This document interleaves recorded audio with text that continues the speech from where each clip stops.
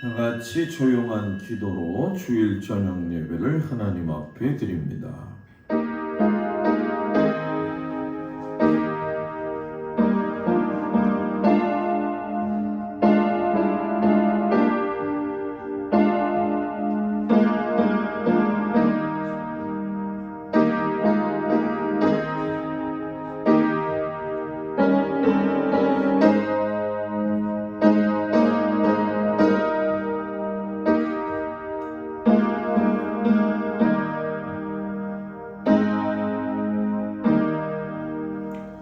여호와의 교훈은 정직하여 마음을 기쁘게 하고 여호와의 계명은 순결하여 눈을 밝게 하시도다. 금 곧 많은 순금보다 더 사모할 것이며 꿀과 송이 꿀보다 더 달도다. 하나님은 영이시니 예배하는 자가 영과 진리로 예배할지니라. 아멘. 442장 찬양하겠습니다.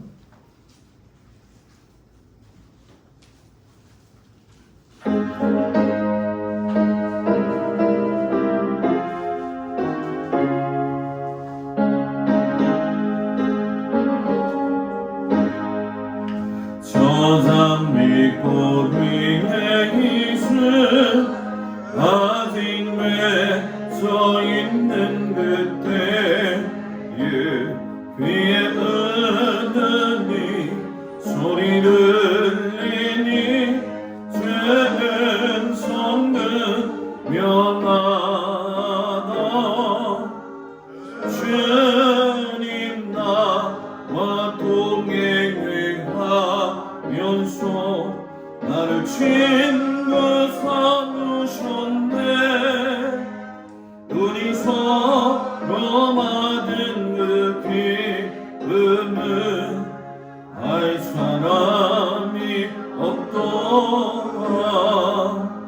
그 청아한 주의 음성 은은 쇠고 잠잠케 하나 내게 들리던 주의 음성이 내 귀에 쟁쟁하다. 주님 나와 동행을 하면서 나를 친구 삼으셨네. 우리 서로 받은 그 기쁨은 알 사람이 없도다. 밤 깊도록 동산하네. 주와 함께 있으려 하나 괴로 세상에 알림하나서 날 바라명하신다. 주님 나와 동행을 하면서 나를 친구 삼으셨네. 우리 서로 받은 그 기쁨은 알 사람이 없도다. 아멘. 박청자 권사님 기도해 주시겠습니다.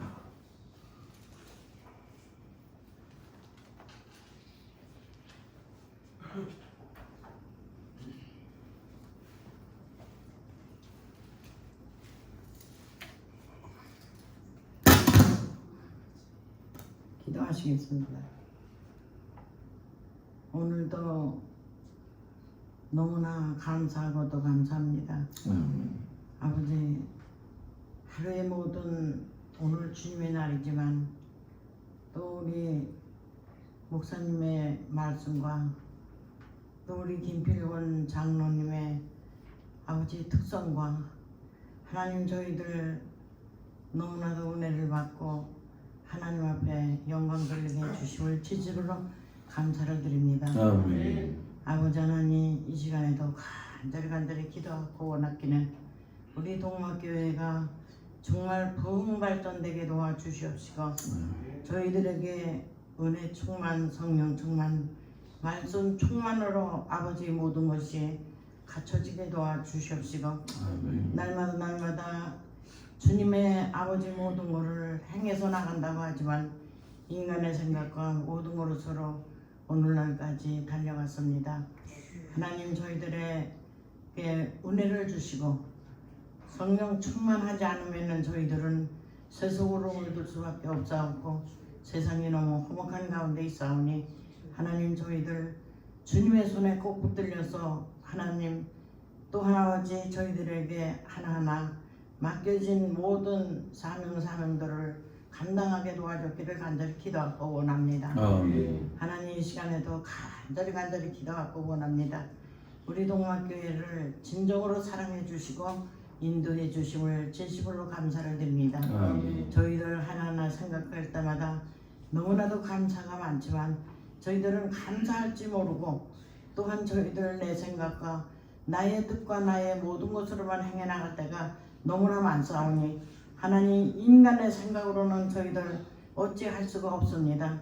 저희들에게 성령으로 흔들어 넘치게 하나님 역사하여 주시옵시고 아버지 하나님 날마다 기도하고 또 기도하는 우리 중보에 기도하시는 우리 목사님들부터 아버지 하나님 또 새벽자단 싸시는 우리 권사님들 아버지 기억하여 주시옵시고 하나님의 은총이 날로 아버지 번성해 가게 도와주시옵시고 동막교회에서 하나님 정말 말씀과 모든 것이 아버지 이 지옥을 아버지 하나님 넘치게 전파되게 도와줬기를 간절히 기도하고 원합니다. 우리 목사님의 그 말씀과 모든 것 하나님 아버지 다 누구든지 듣게 하여 주시옵시고 하나님 모든 것을 체험하게 도와주시옵시고 그러나 이 시간에도 간절히 기도하고 원하기는 너무나도 세계적으로 하나하나를 볼 때에 정말 주님 오실 날이 가까워하지 않나 저희들이 생각 돌아갑니다. 하나님 저희들 슬기로운 다섯 자녀와 같이 아버지 하나님 준비로 하나하나 되어지게 도와주시옵시고 우리 동막교회 정말 성도님들에게 더 은혜 충만하게 하여 주셔서 정말 주님으로 모든 것이 이루어지게 도와줬기를 간절히 기도하고 원합니다. 나름대로 아버지 봉사하는 봉사의 손길들을 기억하여 주시옵시고 또한 아버지 하나님께서 늘 한 사람 한 사람에게 은혜 충만 성령 충만을 하여 주시되 정말 저희들이 때로는 말씀으로 알지 못해서 깨닫지 못하는 말씀이 많습니다. 그러나 오늘도 우리 목사님 말씀으로 아버지 통해서 너무나 은혜를 받아사오고 정말 저희들이 알지 못했던 걸 하나하나 깨닫게 하여 주심을 진심으로 감사를 드립니다.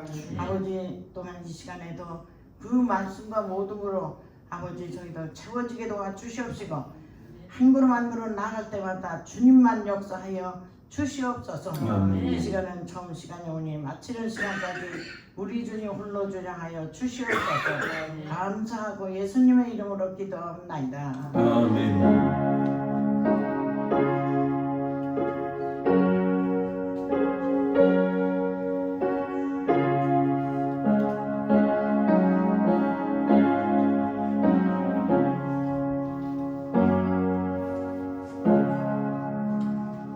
하나님 말씀 보도록 합니다. 열왕기상 5장 1절에서 6절까지 말씀이 되어집니다. 구약성경 517쪽에 나와 있습니다. 열왕기상 5장 1절에서 6절까지 말씀.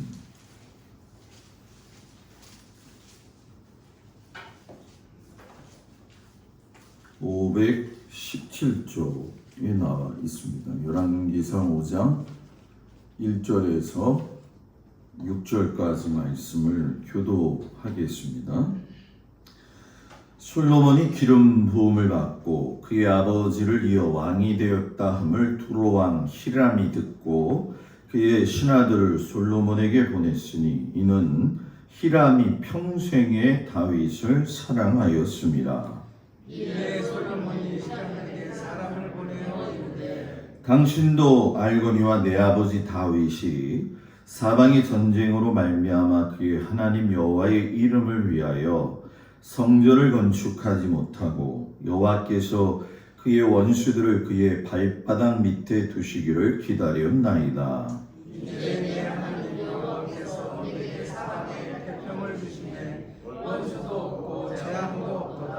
여호와께서 내 아버지 다윗에게 하신 말씀에 내가 너를 위하여 내 자리에 오르게 할 내 아들 그가 내 이름을 위하여 성전을 건축하리라 하신 대로 내가 내 하나님의 여호와의 이름을 위하여 성전을 건축하려 하오니 당신은 명령을 내려 나를 위하여 레바논에서 백향목을 베어내게 하소서. 내 종과 당신의 종이 함께할 것이요 또 내가 당신의 모든 말씀대로 당신의 종의 삭슬 당신에게 드리리이다. 당신도 알거니와 우리 중에는 시돈 사람처럼 벌목을 잘하는 자가 없나이다. 아멘. 기도합니다. 은혜로우신 아버지 하나님, 모든 일에는 하나님의 섭리가 있음을 우리가 깨닫게 하여 주옵소서. 모든 것이 우연이 되는 것이 아니라 또 운명적으로 되어지는 것이 아니라 하나님의 섭리 하에서 이루어짐을 깨닫게 하시고 그때에 맞는 우리의 순종과 하나님 앞에 나아가는 아름다운 삶을 살게 하시옵소서. 예수님 이름으로 기도합니다. 아멘. 할렐루야. 오늘 저녁 주님 앞에 온 성도들 주의 이름으로 축복을 드립니다. 날씨가 이제 마무리가 되어지는 것 같아요. 그래서 주간에 장마가 이제 마무리가 되어지는데 무더위가 본격적으로 시작되어지지만 한 15일만 참으면 좀 선선해질 거다 생각이 들어요. 요즘 제가 고민하고 있는 문제 중에 하나가 목사님은 맨날 뭐 이렇게 고민한다고 그러실 텐데 진짜 여러분들한테 가르쳐야 될 부분들이 굉장히 많이 있어요. 그래서 실상은 겨울에 좀 성도님들이 시간이 많이 이제 좀 자유로우니까 우리가 성막을 했으니까 내가 좀 성전을 해서 좀 유익을 도모할까 하다가 요즘 생각하는 것이 뭐냐 하면 성전이 중요한 게 아니라 믿음의 생활이 어떤 방식으로 가야 되느냐. 뭐 쉽게 얘기하면 믿음이 뭐냐, 기도가 뭐냐, 성령 체험이 뭐냐. 목사님 그거 우리 너무나 잘 아는데 진짜 알아요? 체계적으로 여러분들한테 그 부분에 대해서 좀 가르쳐야 되겠다라는 생각을 가지고 있어요.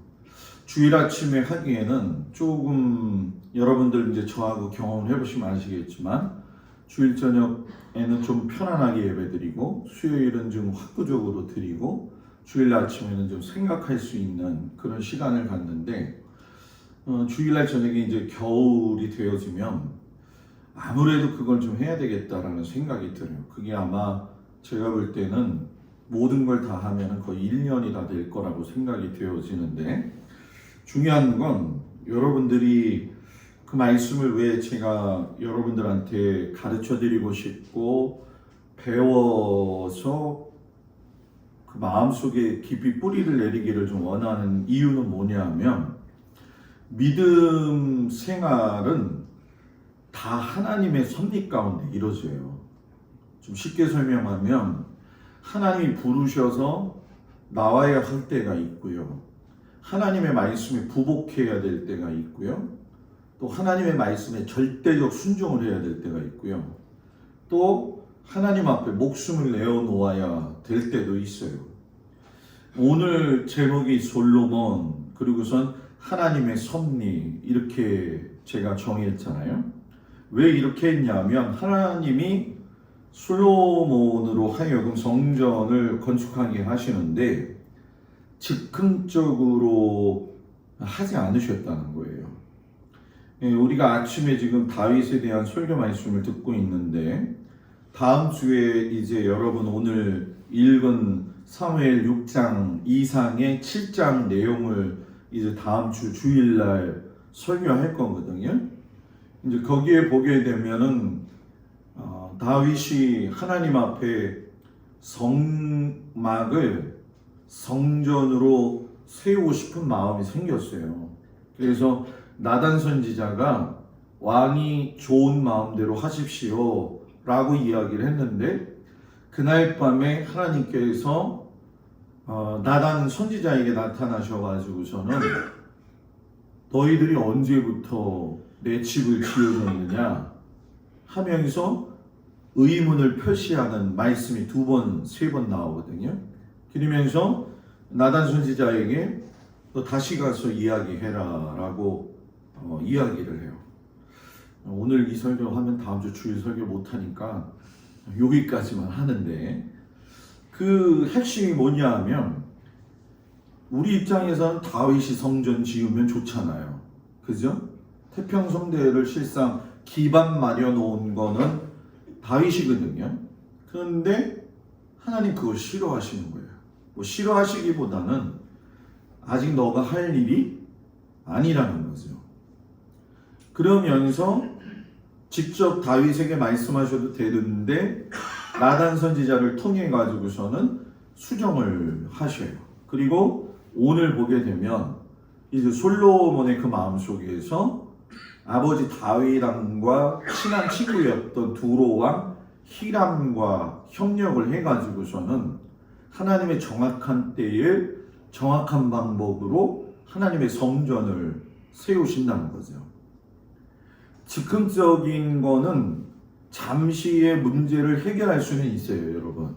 그런데 그 즉흥적인 걸 해결했다고 해서 완벽하게 문제를 해결하는 건 아니라는 거예요. 제가 뭐 우리 장로님, 권사님, 우리 성도님들 이렇게 보면 저도 목회를 나이는 뭐 어디를 가도 맨날 젊다고 얘기하더라고요. 26살 때도 젊다고 그러고 35살 때도 젊다고 그러고 46살 때도 젊다고 그러고 55세 됐는데도 젊다고 그러더라고요. 갈 때까지 젊을 것 같아, 제가 볼 때는. 젊은 그 상황들 속에서 제가 수많은 사람들을 만나봤는데 참 안타까울 때가 있었어요. 그때가 뭐냐면 뭐 여러분 제가 제 위치를 이야기하려는 게 아니라 저는 목사이기 때문에 성도들을 가르쳐야 되고 또 어떤 부분에서는 영적인 부분도 다루어야 되기 때문에 그 시시각각에 만나는 사람들을 경험하면서 제가 느낀 게 뭐냐면 왜 하나님의 뜻이 여기인데 왜 저렇게 성급하지? 물론 저도 굉장히 성급했어요. 그래서 죽을 고생한 거죠. 너무 급해가지고. 저희 신학교 때만 해도 제가 가지고 있는 생각은 뭐냐, 빨리 개척해서 빨리 교회 세우고 내가 멋있게 목회해가지고서는 교인을 많이 모으고 교회가 붕되게 해야지. 그게 제 목표였어요. 그래서 갓 26살 때 결혼을 했죠. 왜냐하면 빨리 결혼을 해야 목사 안수를 주니까, 그때에는. 그래갖고 죄 없는 집사람을 23살에 결혼시켰죠. 그래서 고생 시켰는데 그 상황 속에서 보게 되면 지나온 날을 요즘 이렇게 동막에 와서 이제 시간을 보내면서 뭐 목양시에서도 그렇고 밖을 걸어 다닐 때도 그렇고 많은 생각들을 하고 많은 기도하면서 느끼는 게 참 무지몽매한 세월을 보냈다, 이런 마음이 들어요. 그래서 그런 얘기를 하나 봐요. 사람이 철들면 죽는다고 그러는데 남자들 특히 그런다고 그러잖아요. 그죠? 사람이 인생의 마지막에 가서 뭔가 인생이 이런 거구나라고 깨달을 때가 되면 벌써 죽을 때가 됐더라는 거예요. 그죠? 이게 남자나 여자나 똑같은 거잖아요. 그런데 신앙생활도 그러더라는 거예요. 제가 보니까 저분이, 저도 그랬지만 저분이 이때에 더 순종했다고 한다면 저분이 이때에도 하나님 앞에 무릎 꿇었다고 한다면 그런 경우를 저는 많이 경험을 했어요. 나는 즉흥적이고 감정적으로 흘러가지만 하나님은 기다려주시는 분이고 때를 정하신다는 거죠. 그래서 이 감정의 조절을 제가 요즘 막 훈련을 하면서 저도 그런 경우를 하지만 제가 얼굴 좋을 때가 있고 나쁠 때가 있어요, 없어요? 네? 모르겠다, 알겠다.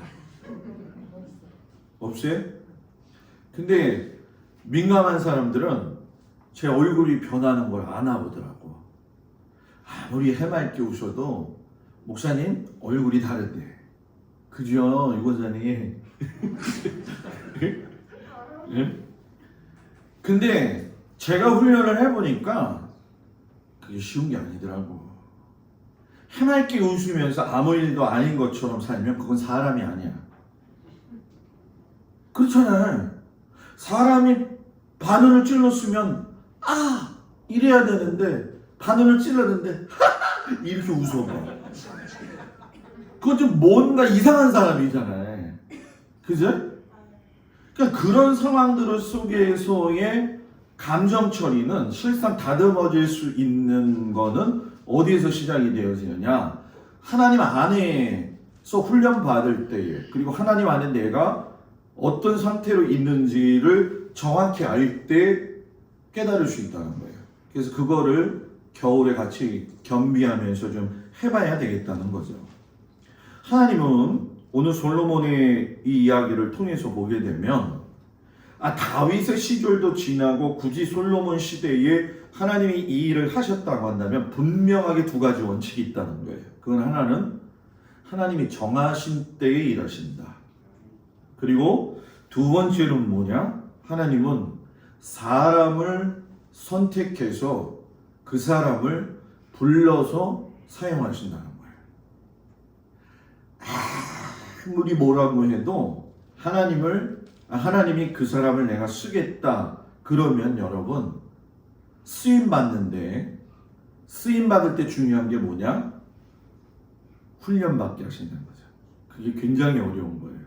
그래서 훈련받다가 나가 떨어지는 경우도 있고 또 훈련받다가 은혜를 덧입어 가지고선 정말 주 예수 그리스도의 은혜를 깨닫고 사는 기쁨이 뭔지를 알게 되는 경우도 있죠. 그래서 저는 정말 예수를 믿으면서 제일 행복한 건 그 하나님의 마음의 때에 맞추어서 그 정한 때에 하나님께서 부르시고 만나게 하시고 기회를 주시고 하는 걸 알아차릴 수 있는 눈치가 있는, 영적인 눈치가 있는 사람은 진짜 행복한 사람이다. 영적인 눈치. 어떤 사람은 눈치도 없고 코치도 없어요. 눈치코치가 없어요. 그래서 저는 우리 성도들이 눈치코치가 있기를 축복합니다. 저와 여러분이 만난 것도 솔로몬이 성전을 지었던 것처럼 하나님의 섭리 가운데 분명히 만나게 하셨다고 저는 믿어요. 교회 역사에 대한 게 전혀 없어요. 그래서 예전에 이 교회를 리모델링 했었던가요? 그때에 손님들 모시고 했던 주보가 하나 딱 한 장이 있더라고. 그것도 그때 여기 불나기 전에 청소하다가 권사님이 발견해서 저한테 준 건데 거기에 보면은 많은 목사님들이 왔다 가셨더라고. 많은 목사님들이. 그러면서 그분들의 이렇게 조남을 보면서 이분들은 어떠한 목회를 했을까 이런 생각을 많이 했거든요. 근데 거기에 있는 그분들이 다 그때그때에 하나님이 필요하셔서 부르셨다는 거예요. 그리고 그때 여러분들은 어떤 액션을 취하면서 하나님 앞에 순종했는지 인생의 뒤안길에서 신앙을 점검해 보는 것도 굉장히 중요한 거죠. 여러분 성막을 하나님이 모세에게 지으라고 하실 적에 하게 하시되 라고 하는 말이 출애굽기 35장 30절부터 36장 7절까지에 보면 7번이나 나와요. 몇 번 나온다고요? 7번. 성경에서는 숫자가 우연이 아니에요.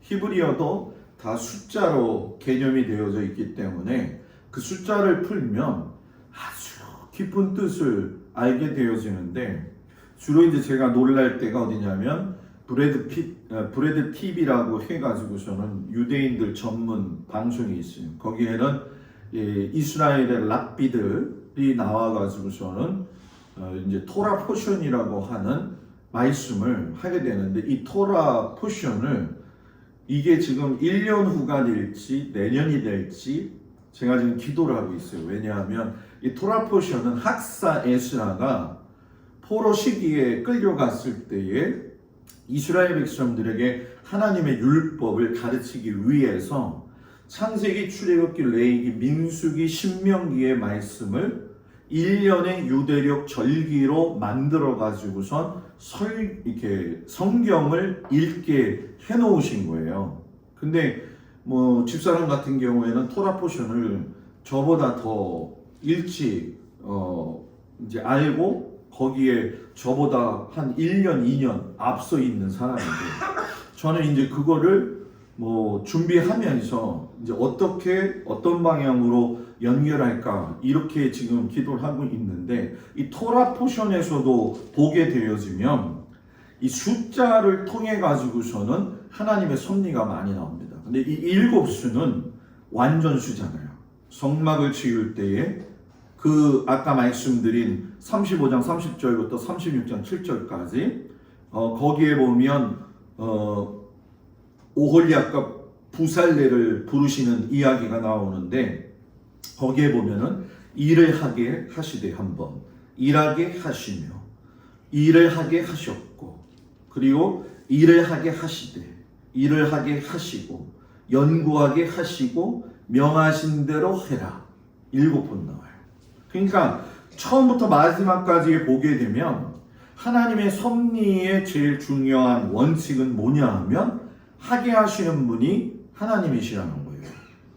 교회가 하나님의 몸이잖아요. 그죠?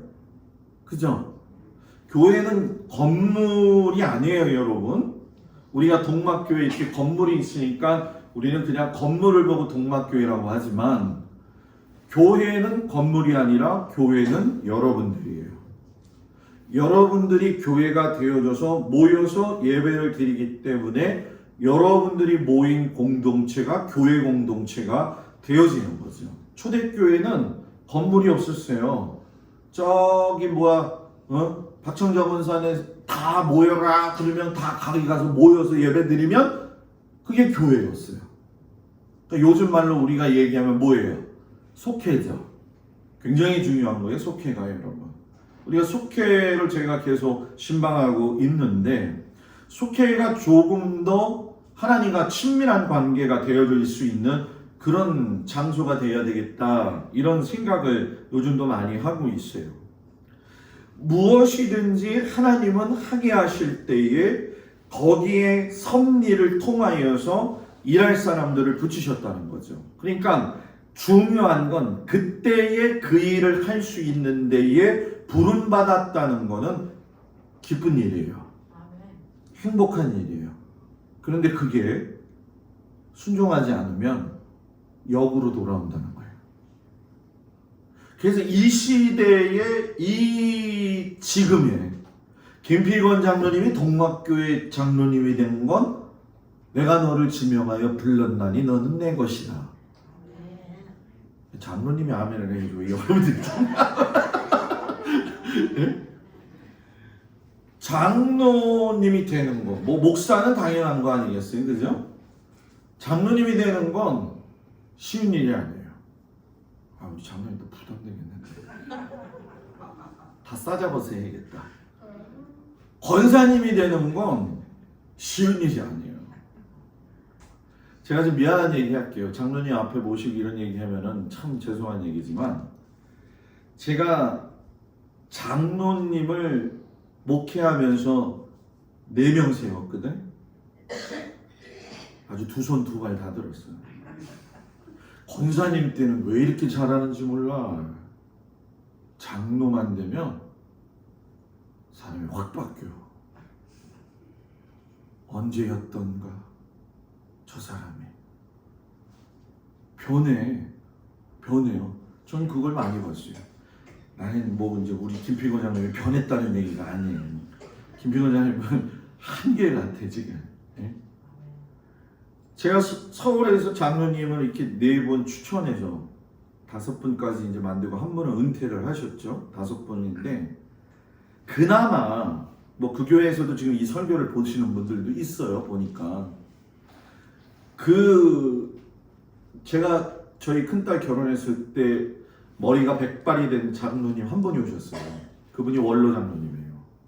그분이 제가 여기 올 적에 그러니까 그분 아내가 장로교 목사님 안수를 받았고 이제 성격이 굉장히 다혈질이시고 또 굉장히 뭐라고 해야 될까요? 엘리트고 그러니까 말씀에 대한 부분을 굉장히 조밀조밀하게 보는 그런 스타일이거든요. 그래서 뭐 문제가 있으면 그 초기에는 저한테 막 따지러 오고 그랬어요. 근데 은퇴하실 적에 그 모습은 너무 아름다웠어요. 왜냐하면 그 백발이 되어서도 됐지만 제가 여기 오기 전에 그분이 이제 암이 초기가 된 거예요. 그래서 발견이 됐는데 저한테 그러셨죠. 목사님, 저는 병원 안 갈랍니다. 그러시더라고요. 그래서 왜요? 그랬더니 아휴 이만큼 살았으면 됐죠. 그래서 제가 그랬죠. 장로님 아직 더 사셔야죠. 아내도 암 걸렸다가 살려놓으신 양반이 왜 그러세요? 그분이 식초 장로님이시거든. 식초를 되게 좋아해요. 식초가 몸에 최고다 해가지고 식초 박사님이셨거든요. 식초 전도사님. 그분이 저가 올 적에 까만 그 흑마늘을 재워가지고 저한테 주시면서 목사님 가서 건강만 하십시오 라고 이야기하시면서 흑마늘을 아주 정성스럽게 만들어서 주셨는데 그분을 보면 느끼는 게 있어요. 아, 시간이 흐르고 하나님을 아니까 그 모습이 아주 그 중후하게 변하더라고요. 그런데 현존에 계신 장로님들, 현역에 있는 분들은 두 손 두 발 다 들었어요. 제가 앞으로 목회하면서 여러분들한테도 말씀드리지만 장로는 아무나 시키지 않는다. 장로는 그 진짜 중요한 거예요. 장로님 부담 안 되죠?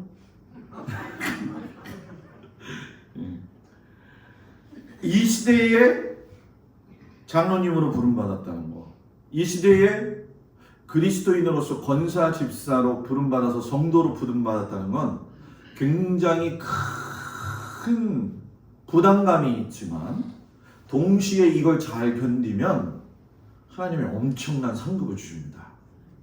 지금 뭐 우리 권사님이 기도하신 대로 마지막 때가 되어졌기 때문에 지금은 신앙의 옥석을 가려내는 시기예요. 여러분들 눈을 바짝 떠야 돼요. 슬기로운 처녀가 될 거냐 미련한 처녀가 될 거냐 이게 지금 이 시기거든요. 하나님의 섭리 가운데 순종할 수 있는 귀한 은혜가 있기를 축복합니다. 그럼 솔로몬이 성전을 지을 때 어떤 섭리가 있었느냐, 그리고 그 섭리는 어떠한 때에 이루어지느냐.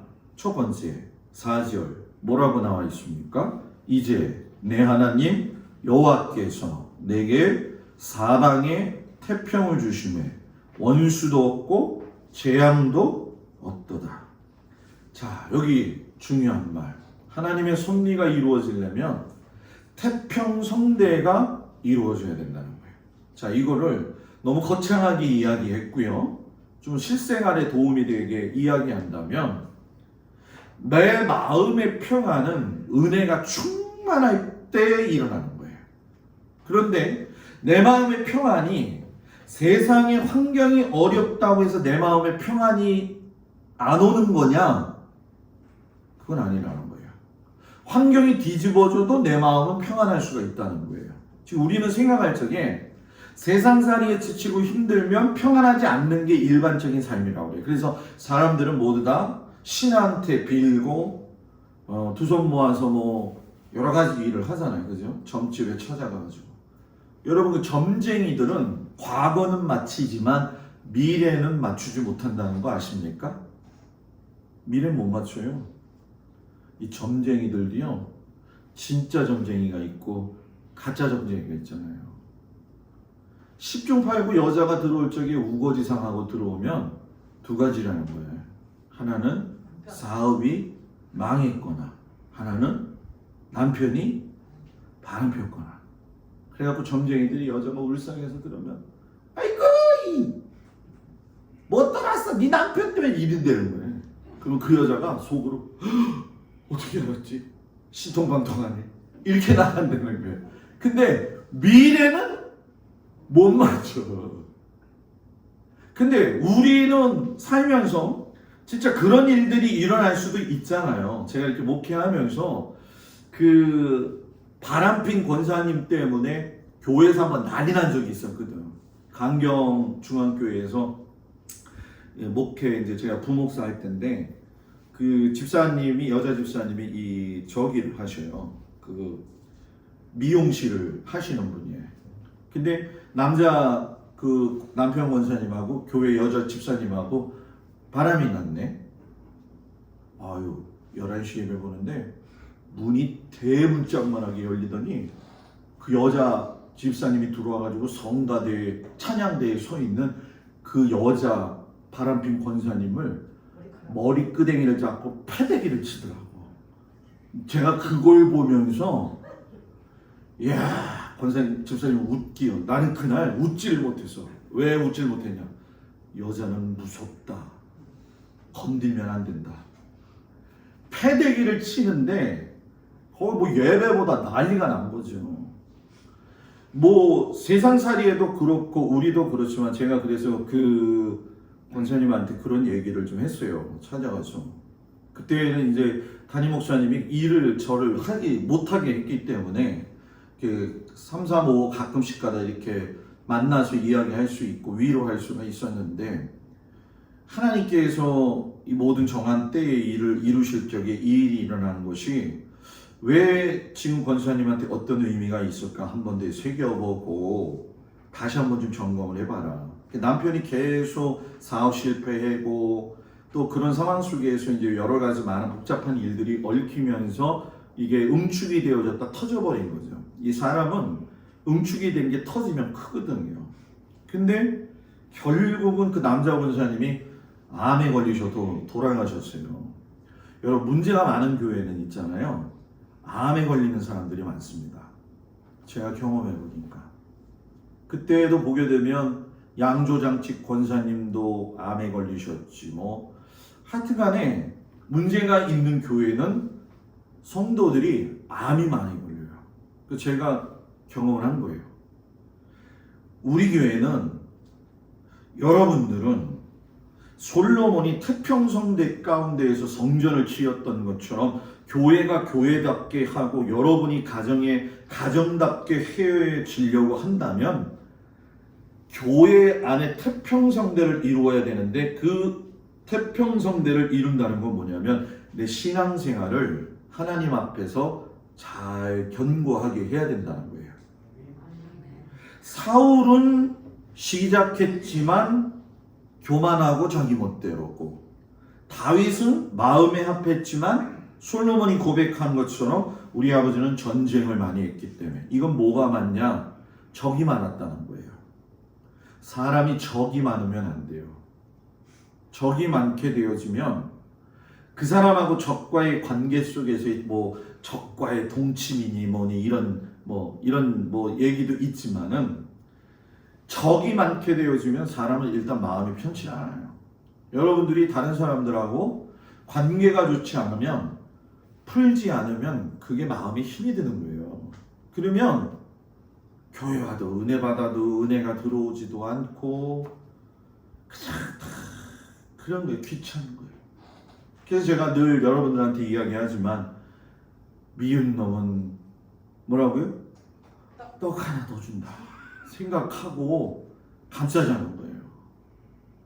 태평이라고 하는 그 말이 히브리어로 나아흐라고 하는 말인데 안식이라고 하는 뜻이거든요.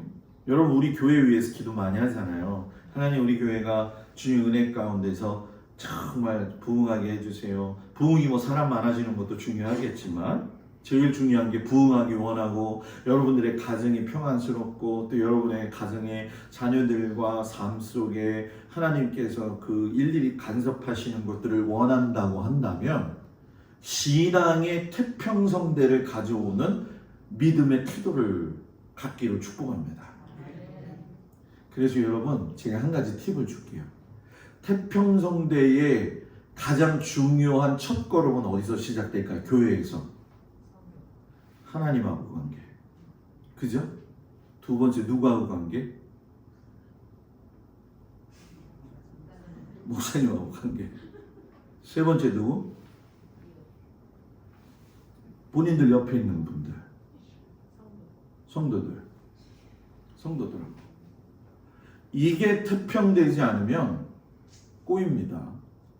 여러분 꼬입니다. 분명히 꼬입니다.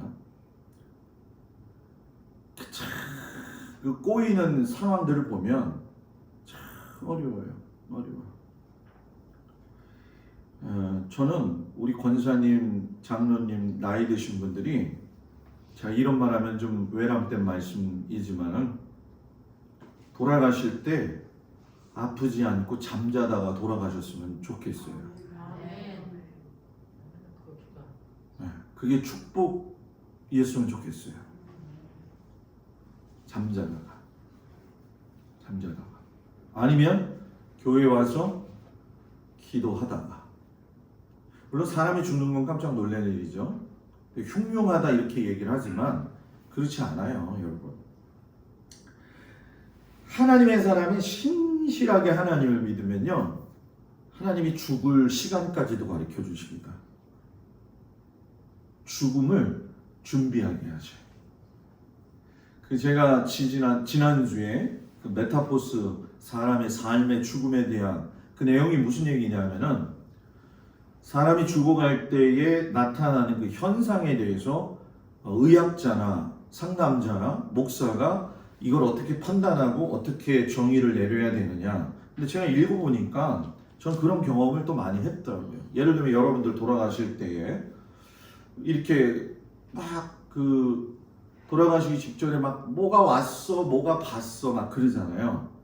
그런 모든 것들은 사람의 육신이 노쇠화되면서 안에서의 두뇌 속에서는 지나간 일들이 필름처럼 돌아간다는 거예요. 그리고 그걸 인정해 줘야 되는 거고 또 그 인정해 주는 상황 속에서 사람들이 꿈을 꾼다는 거죠. 그런데 아프기 전에 꿈을 꾸는 사람도 있고 아픈 도중에 꿈을 꾸면서 자기의 죽음에 대한 예지 꿈을 하는 하나님의 특별한 은혜가 있다는 거예요. 그래서 그걸 제가 딱 보면서 아주 굉장히 은혜 많이 받았거든요. 굉장히 좀 생각을 많이 해야 되는 책이긴 하지만 일상적으로 경험되어졌던 부분들이 좀 있었기 때문에 좀 이해가 많이 갔어요. 그래서 제가 놓고 기도하는 거는 하나님, 우리 교회 태평성대는 우리 성도들의 마음의 안정과 그 안에 평안이 있어야 됩니다. 그래서 저는 우리 나이 드신 권사님들이 몸이 노쇠해서 아프면은 힘들잖아요. 그죠? 그러나 주무시다가 돌아가고 이렇게 하면 되는 건가? 주무시다가 먼저 영원한 안식처로 가시고 기도하다가 가시고 이렇게 가시기를 축복합니다. 그건 저도 소망이에요. 저도 소망. 태평한 교회가 되어지기를 축복합니다. 그리고 그 태평성대의 하나님의 섭리는 딱 한 가지예요. 뭐냐? 하나님의 이름이 드러나게 하시기 위해서. 5절에 보니까 여호와께서 내 부친 다윗에게 하신 말씀에 이렇게 얘기하면서 네 아들이 그가 내 이름을 위하여 전을 건축하리라. 다윗 너 말고 너 아들이 내 이름을 위하여 뭐라고요? 내 이름을 위하여 성전을 건축하리라. 하나님의 이름을 위하여. 신앙생활의 가장 궁극적인 목적은 하나님의 이름을 위하여. 내 이름이 드러나면 그럼 벌써 엇나간 거예요, 여러분. 아까 잠깐 그 낮잠을 좀 잤어요. 그리고 이렇게 좀 그 극한 직업의 엔지니어링이라고 하는 게 있는데, 오스트레일리아에서 이탈리아까지 지금 산을 뚫는 터널 작업을 11년째 하고 있다고 그러더라고요. 11년째.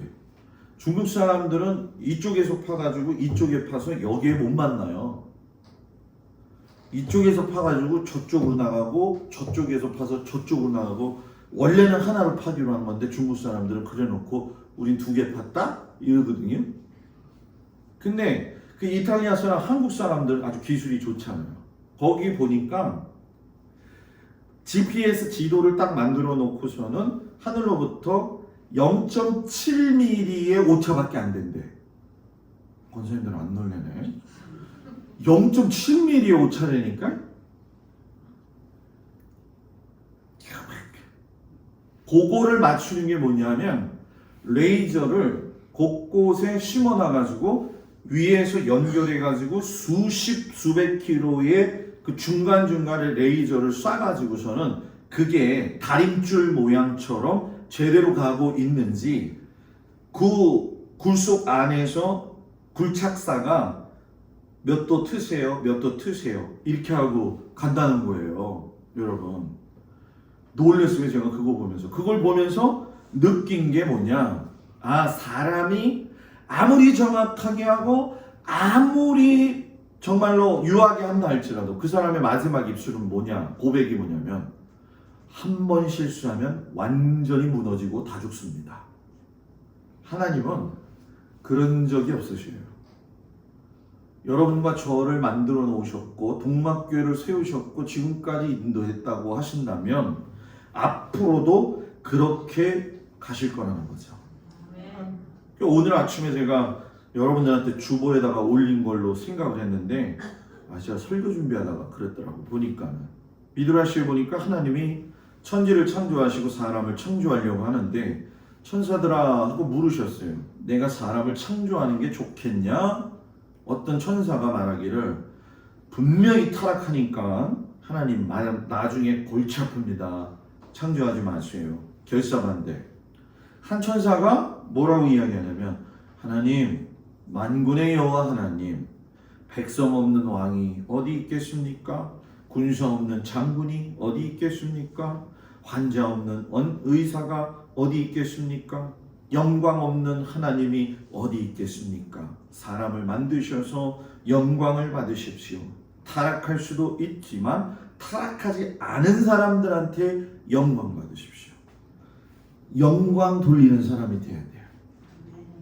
여러분, 영광 돌리는 사람 돼야 돼요. 신앙생활 그렇게 오래 했는데 하나님께 영광 돌린다는 게 뭔지를 모르고 죽는 사람들이 무지 많습니다. 그런 사람들은 천국에 가면요, 영광, 영광, 영광, 영광 이러고 돌아다녀요. 왜? 영광되게 하나님을 드높여 드리지 못했기 때문에 천국은 갔지만 후회가 있는 거지.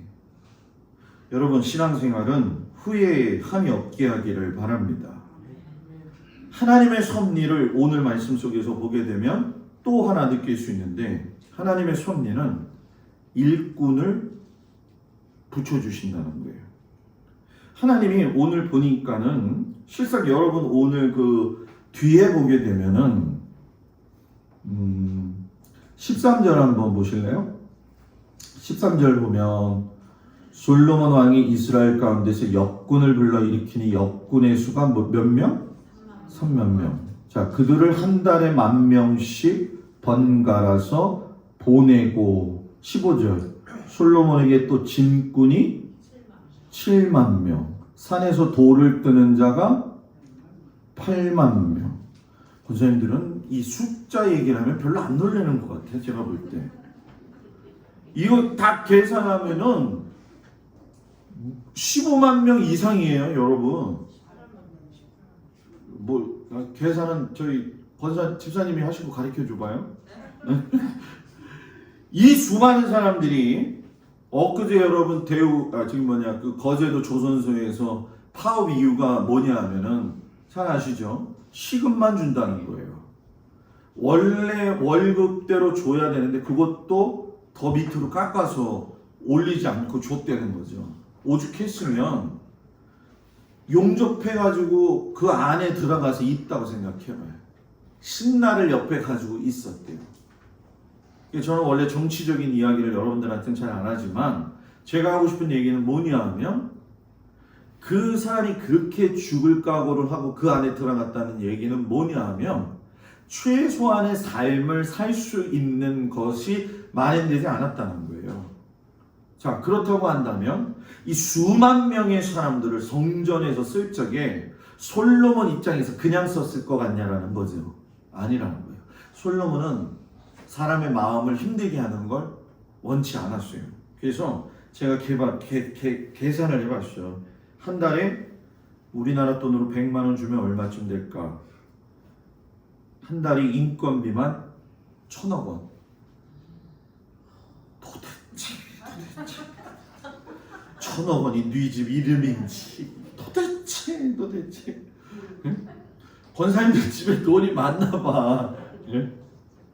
신방 갔더니 목사님 왜 앞에 이 꽃을 샀어요? 그러더라고요. 그래서 이게 화원에 가니까 이뻐가지고요. 이게 살 때 요만한 거 조그만 거 그때 4만 원인가 주고 샀는데 이거에다가 넣고 나면 한 12만 원 달라고 하더라고요. 그래서 이걸 이름도 몰라. 제가 풀도 모르는 판인데 지금 뭐 이걸 알겠어, 그죠? 이걸 2개 사갖고 오면서 요만한 거 사갖고 오면서 쫙 가지고 와가지고 이거 난 있던 걸 해가지고서는 했잖아요. 또 신기하지 않구나. 하나, 둘, 셋, 넷, 다섯, 여섯. 오늘 하나, 둘, 셋, 넷, 다섯, 여섯. 여 밑에 여러분 안 보이는데 여기 꽃이 생겼어 지금.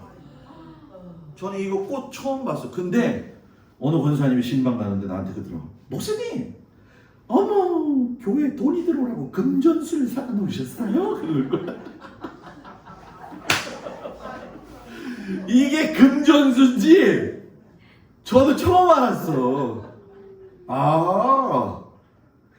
그래서 아니 어떻게 그런 얘기를 잘해요 권사님 했더니 아유 목사님, 권사님이 팔찌를 보여주더라고. 목사님 제가 이 팔찌 왜 차고 있는지 아세요? 그래서 왜 차고 있어요? 했더니 지나가던 손님이요 이거 보면은 팔찌를 보고 번쩍거리는 걸 보고 들어와요. 어떤 또 집사님이 또 목에 멋있게 금목걸이를 했더라고. 그래서 요번 주 신방 가갖고 내가 그랬죠. 집사님도 그거 번쩍거리게 해가지고 손님들 오게 하려고 그런 거예요. 했더니 목사님 이거 사람 사는데 이 장사하는 사람들한테 굉장히 귀중하대. 그래서 내가 장로님을 유심히 봤지. 근데 장로님은 금목걸이를 안 했더라고. 그래서 이게 믿음의 차원이냐 이게 아니면 전통이냐 뭐 하여튼 간에 탑시 되는 문제냐. 그래서 제가 물어봤죠. 그거 몇 돈이에요? 그랬더니 금목걸이가 50돈이래. 아니 아까 몇 천만 명 얘기할 땐 가만히 있다가 50돈 얘기하는 거 가지고 웃으면 어떡하겠다는 거예요 지금. 예? 그래서 제가 그랬죠. 50돈 벌면 이렇게 되지 않아요? 저희 둘째가 이제 프로야구 선수들이랑 있잖아요. 프로야구 선수들은 제가 볼 때 100돈 되는 것 같아.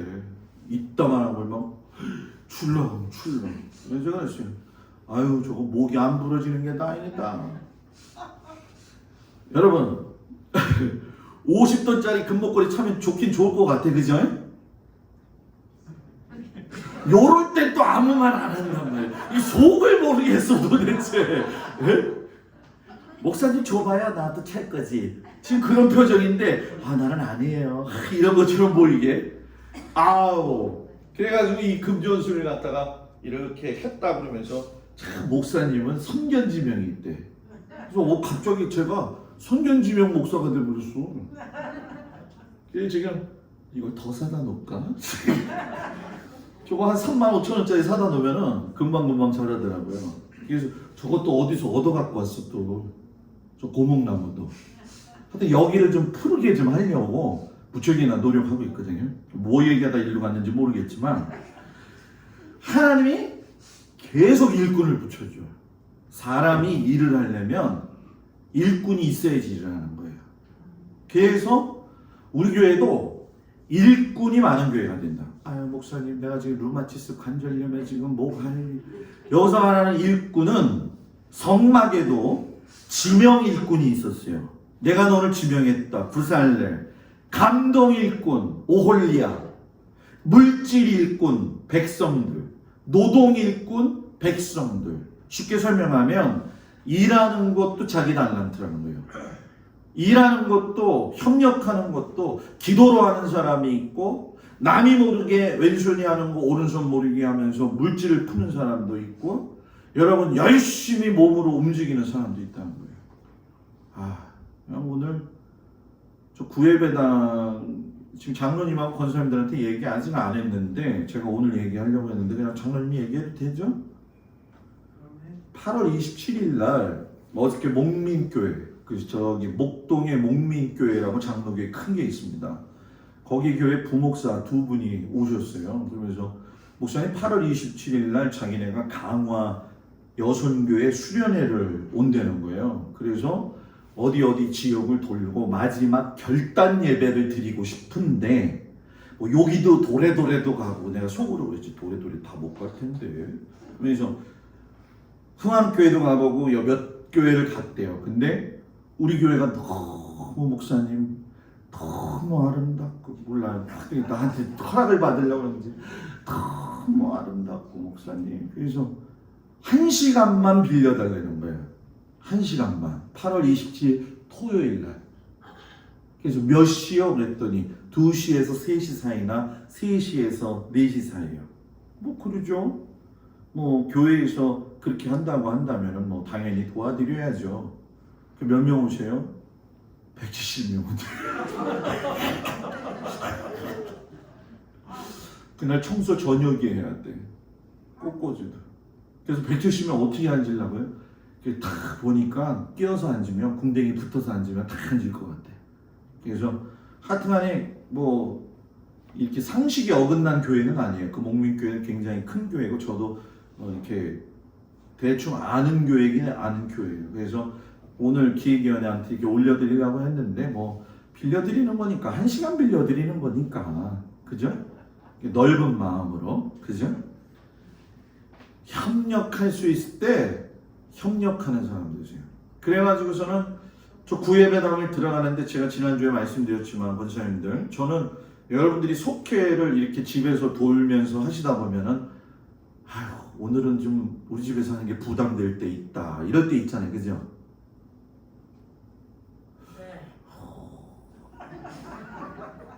그래서 구예배당을 지난번에 말씀드린 것처럼 좀 의자를 좀 예쁘게 마련을 하고 좀 커피 머신도 좀 사다 놓고 제가 요즘 어제 이번 주에 권사님들 사탕 사다 놨어요. 저 뒤에다가.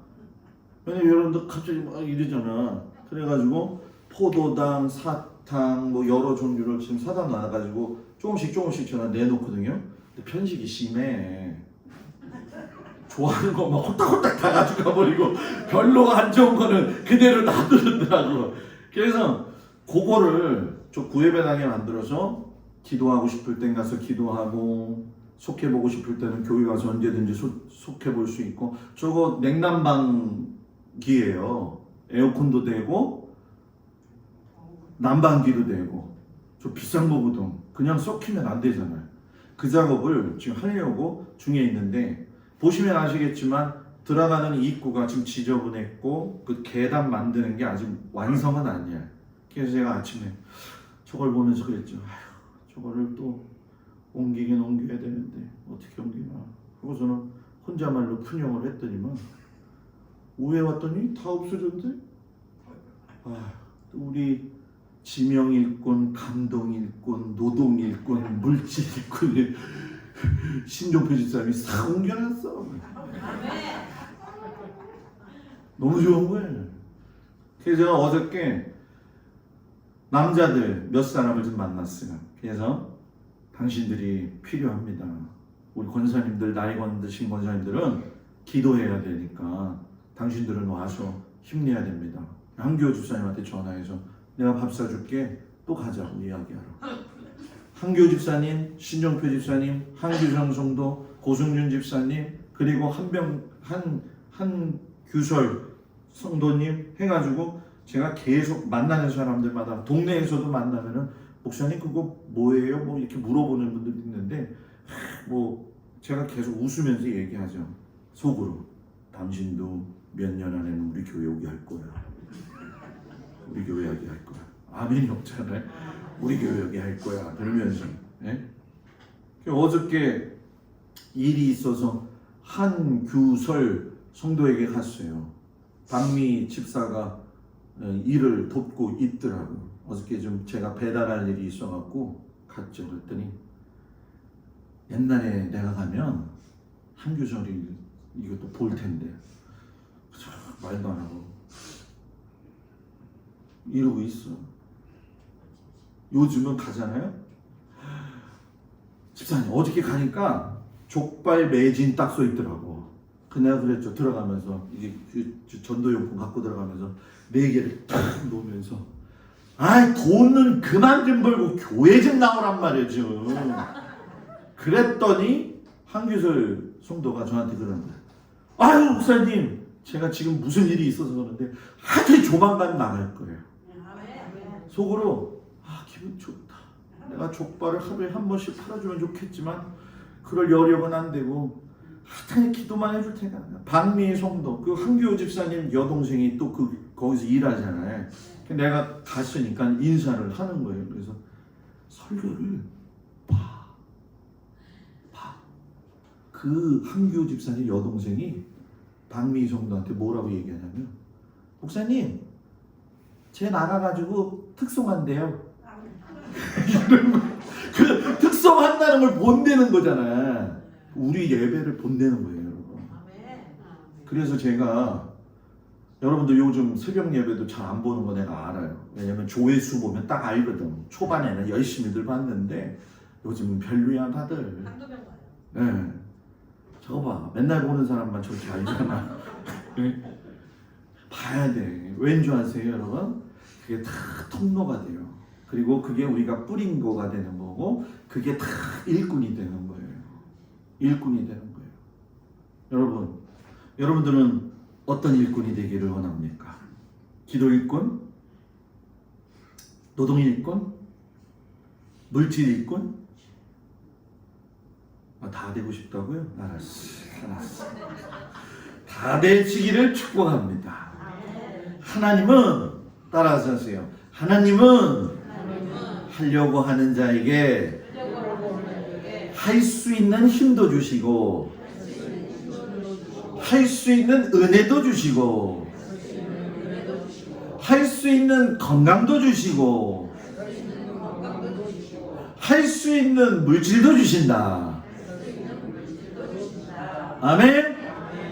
그래서 저는 우리 교회 성도들이 태평스러워져 가지고 우리 교회가 하나님의 때에 맞추어서 저와 여러분이 이렇게 나갈 적에 교회가 평안하고 든든하고 교회 오면 행복하고 목사님 얼굴 보면 좋고 장로님 얼굴 보면 웃고 권사님 얼굴들 서로 보면 기쁘고 이런 교회가 되기를 축복합니다. 오늘도 가장 밝은 웃음으로 한 주간 열심히 살아가는 우리 성도들 되기를 축복합니다. 기도합니다. 하나님 할 수 있는 은혜를 주셔서 그 맞는 그때에 쓰임받는 귀한 일꾼 되게 하여 주옵소서. 예수님 이름으로 기도합니다. 아멘. 할렐루야. 최고의 웃음으로 인사합시다. 시작. 샬롬. 당신의 미소와 인사는 보이는 복음입니다. 아멘. 중복이 화요일입니다. 그죠? 제가 이렇게 돌아다니면서 권사님 쿠폰 쓰셨어요? 쿠폰 쓰셨어요? 그러니까 쓰셨다고 얘기를 하시는 분들이 제법 있으시더라고요. 그래서 여러분 정말 미안해요. 작년에 갈비탕 해드리고 나서 올해는 그래도 한번 삼계탕이나 통닭으로 좀 가보자 했는데 이게 동네에서 준 게 되게 많아. 저도 있잖아요, 권사님. 내 자랑하려고 하는 건 아닌데 한 3개나 있어 지금. 교회 거 2개 있고 5개 있어. 삼계탕 먹고 싶은 사람 나한테 오셔. 내가 이거 드릴게. 근데 권사님들도 있을 거라 아마 지금. 그죠? 내년에는 아주 심사숙고해서 또 좀 다른 것 좀 해가지고 이 옛날 코로나 같지 않으면 돼지 한 마리 잡을 텐데. 그죠? 옛날 시골에서 돼지 한 마리 잡아서 했거든요 진짜. 하여튼간에 여름 잘 나시. 이번 주부터 본격적으로 더워집니다. 한 2주만 고생하면 또 선선한 바람 불게 되어질 거예요. 힘내시고 최선 다하는 우리 성도들 되시고 통닭이 아니다. 특송. 이게 통닭이 입에 뱉네. 특송 준비해 주셔서 오늘 장로님이 하셨죠. 근데 나 좀 서운한 게 있어요. 왜냐하면 집사람 특송했을 땐 은혜 받았어요. 한 번 더 해주세요. 눈물 흘렸어요. 장로님 은혜 받았어요. 역시 잘하시는군요. 내가 했을 때 아무 소리도 없어. 한 사람도 저한테 와가지고선 아니 목사님 잘하셨어요. 은혜가 없어. 근데 카톡으로 써주세요. 근데 장로님이 오늘 저한테 그 얘기했어요. 목사님 워낙 전문가네.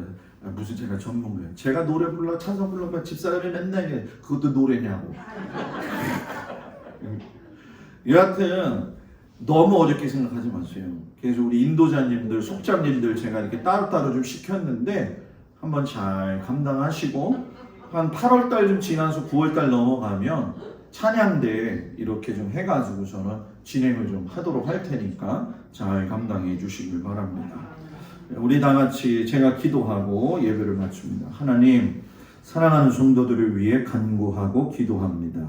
주께서 때가 되고 손님 가운데 불러주셔서 성도들을 만나게 하시고 또 하나님의 부족한 종을 만나게 하시고 서로 주님 안에서 교회가 아름답게 주의 인도하심을 받게 하시니 감사합니다. 뭐든지 때가 있습니다. 밥 먹을 때가 있고 숟가락 내려놓을 때가 있고 아버지 하나님 옷을 입을 때가 있고 벗을 때가 있는 것처럼 기도할 때가 있고 은혜 받을 때가 있습니다. 지나간 과거에만 얽매이지 말고 하나님 지금은 은혜 받을 만한 때요 라고 말씀하신 것처럼 우리 모든 성도들이 협력하여 선을 이루어 하나님의 뜻을 이루어드리는 믿음의 재단 되게 하시옵소서. 한 주간 흩어져 살아갑니다. 삶의 현장 무지 덥고 그러겠지만 주님 우리 성도들 눈동자와 같이 지켜주시고 건강으로 붙들어 주시옵시며 아픈 자들을 하나님 붙들어 주시옵시고 노년의 삶에 있는 우리 권사님 장로님을 붙들어 주시옵시고 성도들 한 사람 한 사람을 주님 붙들어 주시고 성도들의 귀한 일터와 그 귀한 자녀들을 주님 눈동자와 같이 지켜 주옵소서. 이제는 우리 주 예수 그리스도의 은혜와 우리를 사랑하시는 우리 아버지 하나님의 그 크신 사랑과 성령님의 위로하시고 인도하심이 이제 한 주간 흩어져서 살아가는 삶의 현장에서 기쁨과 즐거움으로 살며 모든 세월에 하나님의 섭리를 따라 살아가기를 원하는 우리 모든 성도들 위해 이제로부터 영원토록 함께하여 주시기를 간절히 축원하옵나이다. 아멘.